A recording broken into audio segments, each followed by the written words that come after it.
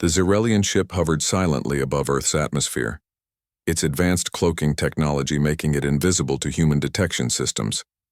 Commander Vrixta stood at the observation deck, her four eyes blinking in sequence as she studied the blue planet below. Unlike her own homeworld with its pale purple oceans and twin moons, Earth seemed almost painfully bright. "Begin the scan," she ordered, her voice a melodic series of clicks that the ship's computer instantly translated for the crew. The Xerelian collective had discovered over 300 habitable worlds in their centuries of space exploration. But Earth represented something special, a planet with both advanced technology and completely unaware of galactic civilization, perfect for their ongoing mission to catalog and eventually welcome new species into the interstellar community. "Initial biological scans complete, Commander," reported Science Officer Krell, his tentacle-like appendages dancing over the holographic controls. "The dominant species appears to be bipedal mammals with minimal natural defenses." Vrixta nodded. "Classification? Preliminary data suggest Category 3, Commander. They possess intelligence and basic space travel capabilities, but physically they are unimpressive. No natural armor, no venom sacs, limited strength compared to other sentient species we've encountered." This was not surprising. Most species that achieved intelligence did so as an evolutionary compensation for physical limitations. The Xerelians themselves had evolved powerful brains partly because their brittle exoskeletons made them vulnerable to the predators of their home planet. "Prepare an observation team," ordered Vrixta. "I want ground-level data collection on 3 continents. Standard protocols, remain undetected, gather cultural and biological information, and report every 6 hours." The commander would personally lead the biological research portion of the mission. It was her specialty, after all, and she had been growing bored with administrative duties. A hands-on research opportunity was exactly what she needed. Thousands of miles below, completely unaware of the alien eyes watching from above, marine biologist Olivia Bennett adjusted her sunglasses and squinted at the horizon. The Pacific Ocean stretched endlessly before her, sunlight dancing on the waves. The research vessel gently rocked beneath her feet as she checked her equipment one last time. "Weather report looks good for the next 48 hours, said Sam Harrison, coming to stand beside her at the railing. As captain of their expedition vessel, the Ocean Explorer, his weather-beaten face showed the marks of years spent at sea. "Should give us plenty of time to check the tracking data on those great whites." Olivia nodded, brushing a strand of blonde hair from her face. "The satellite tags we placed last season have been showing some unusual migration patterns. If we can confirm with visual identification, it could change everything we understand about their feeding territories." The expedition had left San Diego 3 days ago, funded by the Oceanic Research Institute where Olivia worked as lead shark researcher. 6 researchers and 4 crew members made up their small team, all dedicated to understanding the mysterious lives of great white sharks. "How much farther to the coordinates?" she asked, looking over at Sam. He checked the GPS display on his watch. "About 4 hours at current speed. We should arrive just before sunset." From the stern of the vessel came excited voices. Olivia turned to see the youngest member of their research team, Ryan Porter, pointing at something in the water. "Dolphins," he called out. Sure enough, a pod of spinner dolphins had begun to follow the boat, leaping and playing in the wake. It was a good sign. Dolphins often shared territory with their research subjects. "Should we lower the underwater microphones?" asked Lisa Chen, the team's acoustic specialist. "We might pick up some interesting vocalizations." Olivia considered. "Let's wait until we reach the main research site. We don't want to waste battery life." As the team continued their journey, none of them noticed the nearly invisible drone hovering 200 feet above them, recording their every move and transmitting the data to the cloaked alien ship in orbit. Science Officer Krell found the humans fascinating. "Look at how casually they travel across their oceans," he remarked to Vrixta as they reviewed the footage together. "Yet our scans show these waters are filled with predatory life forms." "That is curious," agreed Vrixta. "Perhaps they have eliminated most threats from their environment." This would be consistent with other intelligent species they had encountered. The Xerelians themselves had long ago removed all dangerous predators from their home planet. The observation team deployed to the Pacific region reported steady streams of data about human vessels, marine research activities, and snippets of conversation picked up by their advanced listening devices. So far, nothing suggested that humans were anything other than a standard Category 3 species, intelligent, but physically unremarkable. 3 hours later, the Ocean Explorer reached its destination. The research team immediately began preparing their equipment: underwater cameras, hydrophones, tracking devices, and the specially designed cage that would allow for close observation. "Sonar's picking up something big about half a mile east," reported Sam from the bridge. "Could be our sharks." Olivia felt the familiar rush of excitement. No matter how many times she encountered these magnificent predators, the thrill never diminished. Great white sharks had been her passion since childhood, when her father had taken her to see one at an aquarium. While other children had been frightened, she had been mesmerized. "Let's move in that direction and deploy the chum," she directed. "Lisa, make sure the hydrophones are recording. Ryan, prepare the drone for aerial footage." As the sun began to set, casting golden light across the waves, the team worked with practiced efficiency. Sam maneuvered the vessel into position while researchers prepared a careful mixture of fish parts and blood that would attract their subjects without altering natural behavior patterns. Meanwhile, on a tiny, uninhabited island just 5 miles from the research site, Commander Vriksta had established her personal observation post. Disguised to look like natural rock formations, the advanced facility contained everything she needed to study human biology up close. What she hadn't counted on was the approaching storm system, invisible to her sensors because of the peculiar mineral composition of the island. The sudden change in weather would disrupt not only her research, but also the carefully maintained separation between observer and observed. As darkness fell and the research team prepared for their first night of shark observation, storm clouds began to gather on the horizon. Neither the humans nor their alien observers realized that fate was about to thrust them together in ways that would forever change the relationship between their species. Sam was the first to notice the rapidly dropping barometric pressure. "Olivia," he called out, concern evident in his voice. "We've got a problem." The storm hit with unexpected fury. Massive waves crashed against the Ocean Explorer as lightning split the dark sky. Sam gripped the wheel tightly, his years of naval experience being put to the ultimate test. "We need to find shelter," he shouted, over the howling wind. "There's a small island about 3 miles southwest of us. We can anchor in its lee until this passes." Olivia held onto a railing as the ship pitched violently. "What about the research equipment?" "Already secured," Lisa called out, making her way carefully across the deck. "Ryan and I tied everything down, but we lost the drone to the wind." Sam turned the vessel toward the island, fighting against waves that threatened to capsize them with each passing minute.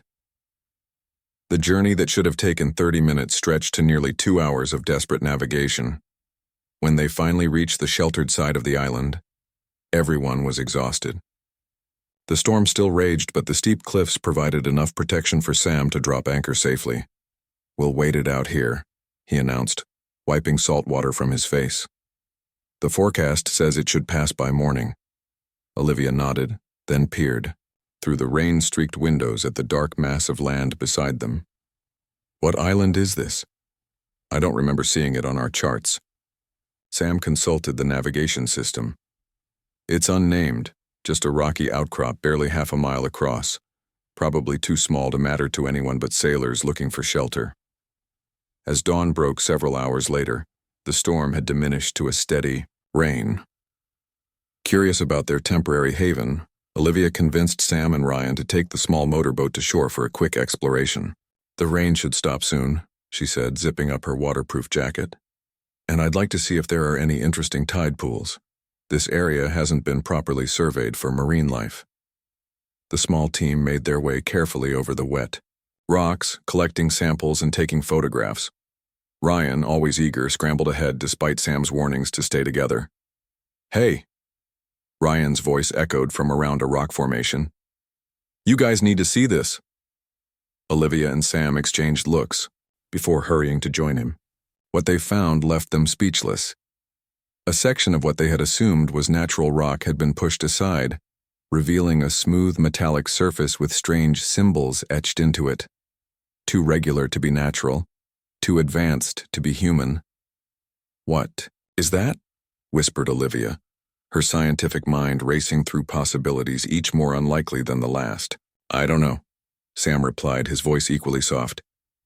But I don't think we're alone on this island.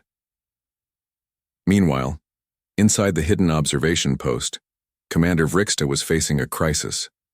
The storm had damaged her communication system, cutting her off from the main ship. Worse, the human vessel had anchored directly in her emergency evacuation path, and now humans were discovering her outpost. System failure, chirped the computer in the Zarelian language. Cloaking field at 12% and failing. Vrixta knew she had to make a difficult decision. Contact protocols strictly forbade revealing themselves to Category 3 species before proper assessment was complete. But without help, she might be stranded for days while her cloaking technology failed completely. Outside, the three humans cautiously approached the strange door. Ryan reached out to touch one of the symbols. I wouldn't do that, Sam warned, but it was too late. The symbol glowed briefly, and with a soft hiss the door slid open. Inside was a chamber filled with technology unlike anything they had ever seen. Lights pulsed along curved walls and screens displayed information in an unreadable script. And there, in the center, stood Vrixta. The humans froze. The alien froze. For several long seconds no one moved. Vrixta looked nothing like the aliens of human imagination. Standing about 5 feet tall, she had 4 multi-jointed limbs, an exoskeleton the color of burnished copper, and 4 independently, moving eyes on stalks above a small mouth. She wore what appeared to be some kind of uniform with insignia they couldn't understand. Said Ryan, breaking the silence. Hello? To their surprise, a small device on Vrixta's chest flashed, and a mechanical voice responded in slightly stilted English. Greetings. Unexpected meeting. Regrettable circumstance. Sam stepped protectively in front of the others. Who are you? What is this place? The translation device processed his questions. I am Commander Vrixta of the Zarelian Collective. This is Research Observation Post. Purpose, study Earth species. Non-interference protocol now compromised.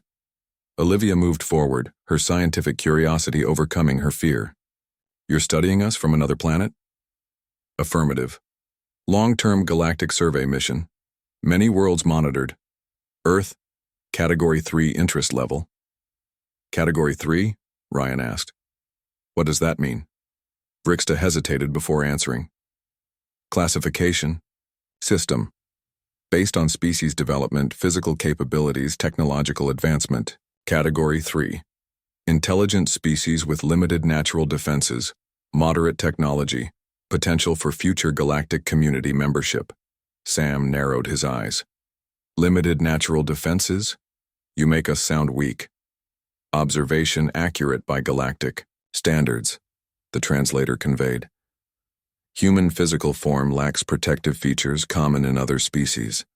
No natural weapons, minimal strength, slow reproduction cycle. Olivia might have been offended if not for her scientific mindset.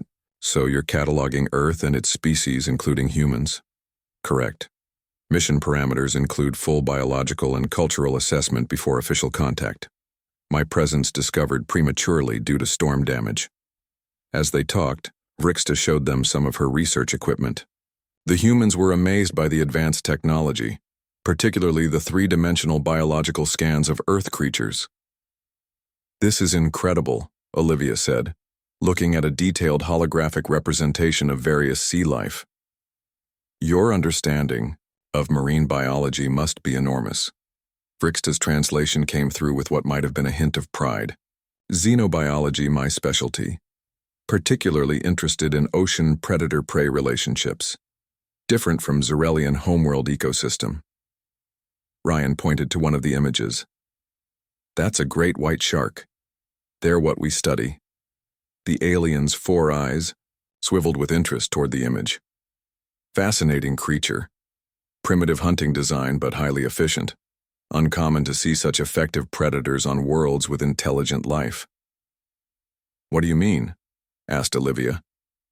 Most intelligent species evolve on worlds where predation pressure is lower, explained Vrixta. Or they eliminate dangerous predators early in development, unusual for advanced species to coexist with apex predators. Sam laughed. Earth has all kinds of dangerous animals. Sharks are just the beginning. Before Vrixta could respond, a new alarm sounded from her console. Outside, a faint humming noise grew steadily louder. Rescue team approaching, Vrixta explained. Main ship detected communication failure, coming to investigate. The humans looked at each other nervously. More of your people? Asked Sam. Is that good or bad for us? Vrixta considered the question. Uncertain. First contact protocols exist but rarely tested. Outcome depends on many factors. The humming grew louder. Through the open door they could see a silver craft descending toward the island. What happens now? Olivia asked. Now, replied Vrixta. Everything changes. The silver craft landed smoothly on the rocky ground. Its surface shimmered like water under moonlight, making it hard to focus on directly. Sam, Olivia, and Ryan stood beside Vrixta as a panel slid open on the craft's side. 3 more Xerelians emerged, each wearing similar uniforms but with different colored markings. Commander Vrixta explained situation, the tallest one said through a translation device similar to Vrixta's. Unavoidable contact, Sub-Commander Nex. Storm damaged communications. Humans discovered observation post while seeking shelter. Vrixta replied, her 4 eyes blinking rapidly. The newcomer named Nex examined the humans carefully. Protocol breach severe. High Council must be informed. Sam stepped forward. We mean no harm. We're scientists studying the ocean. Nex seemed surprised that Sam addressed him directly. You study water predators. Why? To understand them, Olivia answered. To learn how they live, how they hunt, how they fit into the ecosystem. The aliens exchanged looks that even the humans could interpret as confusion. Vrixta turned to her fellow Xerelians and spoke in their clicking language, without using the translator. After a brief discussion, she addressed the humans again. Situation unusual but manageable. Provisional contact approved. Your ship crew must be informed. Collective representatives will meet larger human group. Sam nodded. I should radio my crew. They'll be worried about us. While Sam contacted the ocean explorer, Nex continued questioning Olivia about their research. The concept of humans studying dangerous predators seemed to deeply confuse the aliens.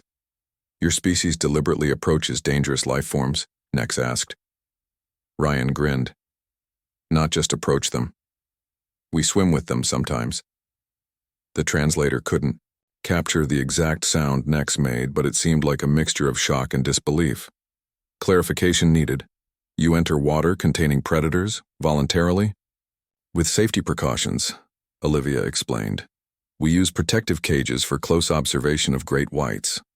Show evidence, demanded another Xerelian who hadn't spoken before. Ryan pulled out his waterproof phone and found a video from their previous expedition. The footage showed Olivia in a dive cage while a 16-foot great white shark swam circles around her, occasionally bumping against the metal bars. All 4 Xerelians crowded around the small screen, their eye stalks moving, independently to take in every detail of the video. Their reaction was immediate and dramatic. They chittered rapidly to each other in their native language, gesturing with their upper limbs in what appeared to be agitation. Problem? Sam asked when they finally quieted. Vrixta's translator conveyed her response. Significant cultural shock. Xerelian evolution different from human. Our world had few large predators, none in oceans. Concept of water predators with such features. She paused, searching for the right words. Deeply disturbing to Xerelian psychology. By midday, the entire research team had come ashore to meet the aliens. The initial shock and disbelief gave way to scientific curiosity on both sides. The humans were fascinated by Xerelian technology, while the aliens seemed increasingly interested in Earth's dangerous wildlife. Lisa had brought her laptop containing recordings of shark hunting behaviors. Greg, the expedition's diving expert, had footage of various shark species from around the world. The Xerelians watched every video with what could only be described as horrified fascination. "These creatures detect electrical signals from muscle movement?" asked Nex, pointing to a diagram of a shark's ampullae of Lorenzini. "Yes," Olivia explained. "They can sense a heartbeat from several yards away. They can even detect the electrical signals from fish hiding under sand." Another Xerelian, introduced as Medical Officer Drix, studied a 3D model of shark dentition. "Teeth continuously replaced throughout life cycle? Up to 50,000 teeth in a lifetime for some species," confirmed Greg. "When one breaks off, another rolls forward to take its place." "And humans knowingly evolved alongside such creatures?" Drix asked. Sam laughed. "Sharks were here long before us. They've been swimming in Earth's oceans for over 400 million years, barely changed in all that time because they're nearly perfect predators." The Xerelians conferred among themselves again. When they turned back to the humans, Vrixta made an announcement. "Information requires transmission to High Council immediately. Species classification review necessary." "What does that mean?" asked Ryan. "Preliminary assessment ranked humans Category 3. Physically unimpressive, technology dependent. New data suggests revision needed." While a communication link was established with the main ship in orbit, Greg showed the aliens more footage, this time of humans surfing in known shark territories. "You engage in recreational activities in predator habitat?" Nex asked, clearly struggling with the concept. "Sure," Greg said casually. "Most shark species aren't interested in humans as prey. Attacks are rare. But they do attack humans sometimes?" Pressed Drix. "About 80-100 attacks worldwide each year," Olivia explained. "Only a handful are fatal." The Xerelians seemed to find this information more disturbing than reassuring. "Yet you continue water activities despite knowledge of predator presence?" "Of course," said Greg. "We can't live in fear of something so unlikely. Besides, we're visitors in their domain. We respect sharks." By late afternoon, a new Xerelian ship arrived. Larger and more impressive than the rescue craft, it hovered silently above the island. A beam of light extended from its underside, and soon 7 more aliens descended to join the gathering. The newcomer at the front wore elaborate markings on her uniform. Vrixta and the others immediately straightened their postures. "Council Representative Zilva," Vrixta said with obvious deference. "Thank you for swift response." The representative studied the humans carefully before speaking. "Initial reports concerning. Show me these sharks directly." Olivia stepped forward. "We have a research vessel nearby. If conditions permit, we might be able to find sharks in this area. Would you like to observe our work?" The representative considered this for a moment. "Yes. Xerelian science requires direct observation. We'll accompany human research team." As they prepared to return to the Ocean Explorer, Sam whispered to Olivia, "I don't think they know what they're getting themselves into." Olivia smiled. "Wait until they learn about crocodiles and bears." The Ocean Explorer rocked gently on the waves as humans and aliens worked side by side. The storm had passed completely, leaving behind clear skies and calm waters perfect for shark observation. Council Representative Zilva stood on the deck, her 4 eyes scanning the ocean surface with wary fascination. "Shark detection methods?" she asked Olivia, who was preparing the research equipment. "We use several," Olivia explained. "Sonar can spot large bodies underwater. We also use chum, that's fish parts and blood, to attract them to the area. And we have underwater cameras to monitor their approach." The representative's translator conveyed what might have been discussed. "You use biological remains to lure predators toward your vessel? Deliberately?" Sam, who was helping Greg lower the observation cage into the water, laughed. "That's the whole point. Can't study them if they're not here." 5 Xerelians had joined the research vessel, while the others remained on the island monitoring communications with their main ship. Despite their obvious discomfort with the concept of shark research, the aliens were meticulous in their observations of human methods. Medical Officer Drix seemed particularly interested in the protective gear. This diving equipment allows humans to survive underwater? For how long? With these tanks, about an hour, Greg answered, tapping his scuba gear. Humans can hold their breath naturally for 2 or 3 minutes. Trained divers maybe 5 minutes. Remarkable adaptation for land-evolved species, noted Drix, recording the information on a small device. As the research team continued preparations, Lisa approached Olivia with excitement. Sonar's picking up multiple large signatures about half a mile out. Moving this way. Perfect timing, Olivia said, checking her equipment one final time. Let's get the underwater cameras active. The Zerelians moved closer to the monitoring station as screens flickered to life, showing the blue-green underwater world beneath the boat. At first, there was nothing but empty water. Then a shadow appeared in the distance, moving with smooth, deliberate purpose. First visual contact, Ryan announced, adjusting the camera angle. The shadow grew larger, taking shape as it approached. The great white shark was a female, approximately 15 feet long, her powerful body perfectly streamlined. She circled, beneath the boat, seemingly curious about the strange objects in her territory. The effect on the Zerelians was immediate. Council Representative Zilva backed away from the screen, her upper limbs raised in what appeared to be a defensive posture. The others made rapid clicking sounds that their translators didn't convert. That is, Zilva finally managed, a common Earth predator? One of many, Olivia said, watching the screens with professional interest rather than fear. Great whites are found in coastal waters around the world. This one is actually medium-sized. They can grow up to 20 feet long. Commander Vrixta pointed to the screen. Purpose of that structure? That's the observation cage, Sam explained. Allows our divers to get close to the sharks safely. Vrixta's eye stalks quivered. Humans enter that device, in water, with predator present? Exactly, said Greg, already putting on his wetsuit. I'm going down in about 5 minutes. Want to watch from the deck?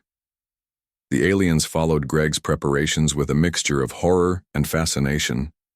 When he was fully equipped, with wetsuit, tank, mask, and camera, he stood at the edge of the boat near the cage. Ready when you are, Olivia, he called. Cameras are recording. Shark is still in the area. You're good to go, she replied. Before entering the water, Greg turned to the Zerelians. This is perfectly safe. The cage protects me, and sharks rarely attack humans unprovoked. Rarely implies attacks do occur, noted Subcommander Nex. Greg shrugged. Life has risks. Understanding these animals helps us respect them better. With that, he put his regulator in his mouth and stepped off the boat into the cage.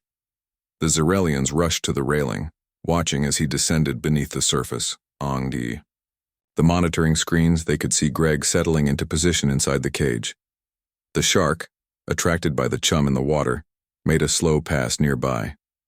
Greg remained calm, filming the magnificent predator as it swam within feet of the cage. Heart rate stable, reported Medical Officer Drix, who had insisted on attaching monitoring devices to Greg before his dive. No fear response detected. Council Representative Zilva seemed unable to look away from the screens. Extraordinary courage or extraordinary recklessness? Neither, Olivia said. Just scientific curiosity.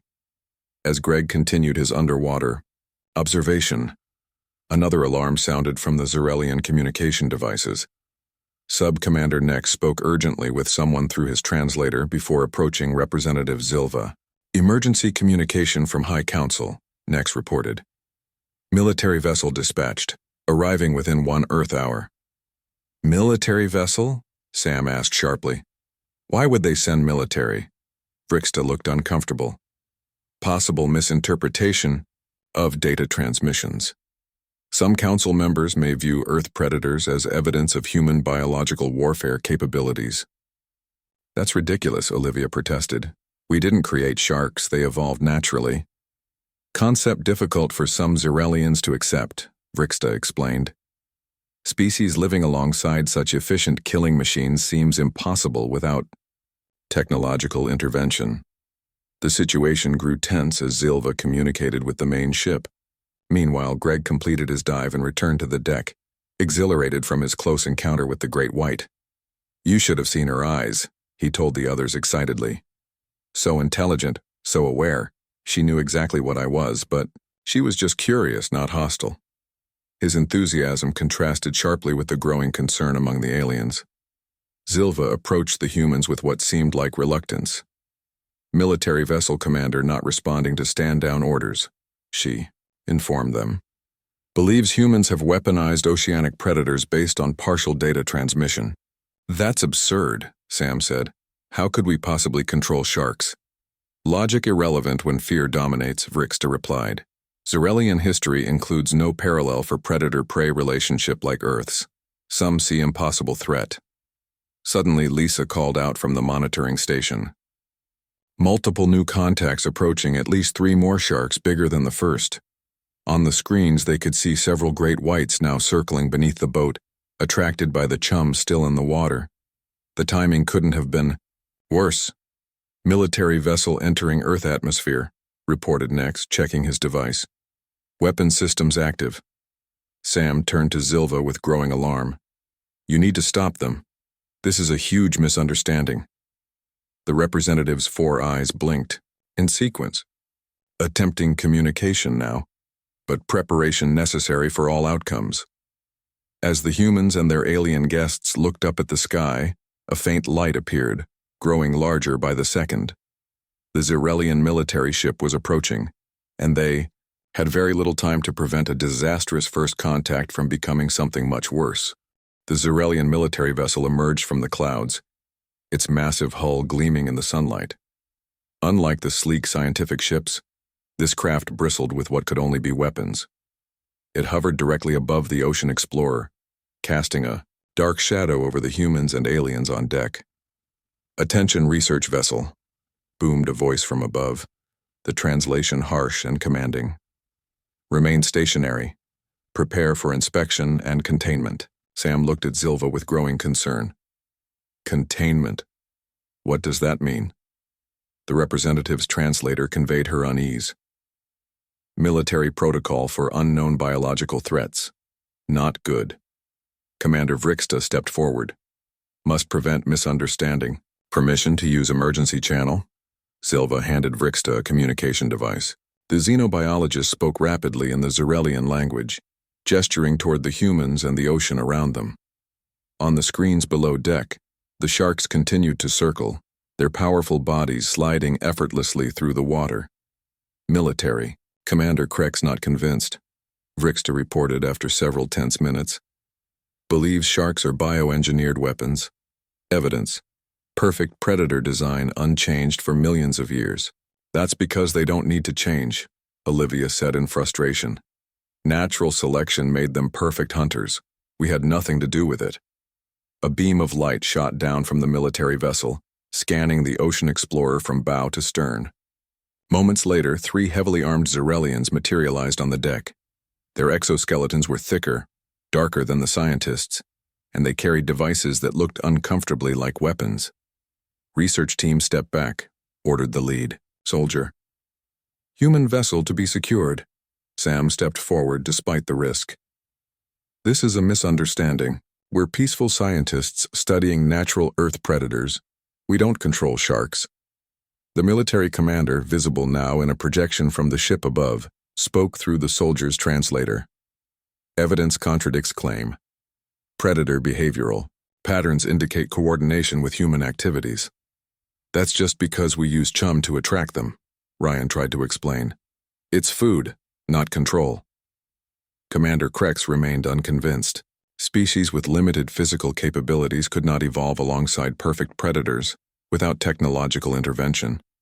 Logical conclusion: humans developed biological control mechanisms. Olivia looked at Vrixta, suddenly understanding the problem. "Your species never experienced natural predators like ours, did you?" "Limited predation on Zerelian homeworld," Vrixta confirmed. "None in ocean environments. Concept of apex predator coexistence seems impossible to military minds. The situation was deteriorating rapidly. More armed Zarelians appeared on deck, securing equipment and preventing the humans from moving freely. Below, the sharks sensed the disturbance and became more active, their movements quicker, more agitated. Greg, still in his wetsuit, caught Olivia's attention and whispered, "The cage is still down. I can show them." Olivia's eyes widened. "That's too dangerous now." "It's our only chance," he insisted. "They need to see we don't control sharks. If I go in the cage with no protection but the bars, they'll understand." Before anyone could stop him, Greg moved quickly to the edge of the boat. "Hey!" he shouted to get everyone's attention. "Watch this!" The Zarelian soldiers turned, weapons raised. Greg held up his hands. No equipment, no technology, just a human and a cage. Then he jumped into the water. Chaos erupted on deck. The two soldiers rushed to the railing while Vrixta shouted explanations. On the screens they could see Greg swimming toward the cage, his movements deliberate but calm. He reached it and pulled himself inside, securing the door behind him. "Monitoring. Vital signs," Medical Officer Drix announced, holding up a device. "Heart rate elevated but within normal parameters. No evidence of technological control implants." The sharks, disturbed by the commotion, began to circle closer to the cage. The largest, a female nearly 18 feet long, approached Greg directly. Everyone watching held their breath. "If humans controlled these predators," Sam said quietly, "would one of us be in that cage right now unprotected?" The military commander studied the scene closely. The great white shark passed within inches of the cage, its ancient eyes regarding Greg with what might have been curiosity or hunger. Greg remained still, maintaining eye contact with the massive predator. After several passes, the shark lost interest and swam away toward the chum line. Greg signaled for retrieval, and Sam quickly helped pull up the cage. When Greg returned to the deck, dripping wet but unharmed, even the Zarelian soldiers seemed impressed. Commander Krex's projection flickered as he processed this new information. "Demonstration noted," the military leader finally said. "Alternative explanation required for human-predator coexistence." Council Representative Zilva seized the moment. "Request immediate reclassification of human species. Suggested category, 1B, resilient species with extraordinary adaptive capabilities." The tension on deck slowly dissolved as the military commander withdrew his forces. The weapons were lowered and the scanning beams shut off. Commander Krex's projection expanded to include what appeared to be the Zarelian High Council. "Classification review accepted," announced a new voice. "Humans demonstrate unexpected resilience characteristics. Formal contact protocols initiated." 6 months later, Olivia stood on the deck of a new research vessel. Twice the size of the Ocean Explorer, the ship had been specially designed for joint human-Zarelian marine research. Sam stood beside her at the railing, watching as Greg guided a group of nervous Zarelian scientists toward the observation deck. "Still can't get used to water, can they?" Sam remarked. Olivia smiled. "Give them time. It took them 400,000 years of evolution without ocean predators. They're allowed to be a little jumpy." The diplomatic aftermath of their encounter had been surprisingly positive. Once the Zarelians understood that humans had evolved alongside predators rather than controlling them, their entire assessment of Earth changed. The Zarelian collective now classified Earth as a high-resilience biosphere and humans as a primary adaptive species. "The first human delegation leaves for the Zarelian homeworld next month," Sam noted. "Are you still planning to go?" Olivia nodded. "Wouldn't miss it. Besides, someone has to explain why we keep images of sharks on our swimming gear and make entertainment programs about them." On the observation deck, the Zarelian scientists were watching a great white breach the surface in pursuit of a seal decoy. Their reaction was a mixture of terror and fascination. "You know what still amazes them the most?" Olivia said. "Not that we survive alongside sharks, but that we admire them." Commander Vrixta, now the official Zarelian ambassador to Earth, joined them at the railing. Her translator had been updated with more natural English patterns. Your species continues to surprise us, she said. Most intelligent life fears what it cannot control. Humans respect it instead. Below the surface, the sharks continued their ancient patrol, unaware and unconcerned that they had changed the course of interstellar relations. Creatures perfected by millions of years of evolution, they had inadvertently become Earth's most impressive ambassadors. As Sam always liked to say when giving tours to visiting alien dignitaries, "You think sharks are impressive? Wait until you hear about honey badgers."